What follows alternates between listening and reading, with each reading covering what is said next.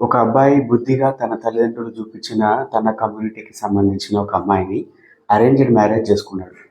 కోటి ఆశలతోటి మంచి లైఫ్ గడుపుదాం, అమ్మాయికి ది బెస్ట్ లైఫ్ ఇద్దాం, ఒకరినొకరు మంచిగా అర్థం చేసుకుందామని అమ్మాయి కోరిక మేరకు హనీమూన్కి వెళ్ళిండు.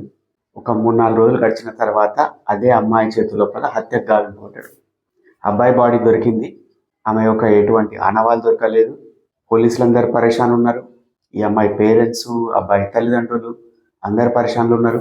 ఆ తర్వాత తెలిసింది ఏంటిదంటే, ఆ అమ్మాయి మేఘాలయ నుండి వాపస్ ఉత్తరప్రదేశ్కి వచ్చేసి ఒక డాబా దగ్గర ఉండి తన తల్లిదండ్రులకు కాంటాక్ట్ అయ్యి ఆ తర్వాత పోలీసులకు ఇన్ఫర్మేషన్ ఇచ్చి స్వయంగా లొంగిపోయింది. చూడండి, మీకు పెళ్ళి అంటే ఇష్టం లేకపోతే ఆ పర్సన్ నచ్చకపోతే పెళ్లి చేసుకోకండి. ఇటువంటి సంఘటనలు రోజు రోజు పెరిగిపోతున్నాయి. ఈ స్టేట్ లేదు, ఆ స్టేట్ లేదు, ఈ భాష కాదు, ఆ భాష కాదు. అదే రీజియన్లో కూడా చెప్పాలా, మీరట్ లోపల ముస్కాన్ అనే అమ్మాయి హస్బెండ్ని చంపేసి డ్రమ్లో బుక్కి పెట్టింది. సో సొసైటీ ఎటుపోతుంది? ఎందుకు ఆడవాళ్ళ లోపల ఇంత యాంటీ సోషల్ ట్రేట్స్ వస్తున్నాయి?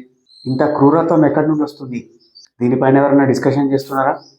వాస్తవానికి ఇటువంటి సంఘటనలు చూసినప్పుడు, లేకపోతే నా కౌన్సిలింగ్ లోపల రకరకాల వ్యవహారాలు విన్నప్పుడు విడాకుల మీద నాకు చాలా గౌరవం వస్తుంది.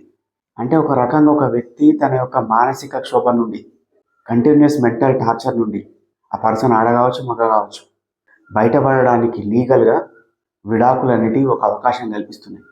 ఇటువంటి రాంగ్ పార్ట్నర్స్ తోటి, సినికలీ క్రిమినల్ పార్ట్నర్స్ తోటి బ్రతికే బదులు ఒంటరిగా బ్రతికింది అన్యాయం కదా. విడాకులు తీసుకొని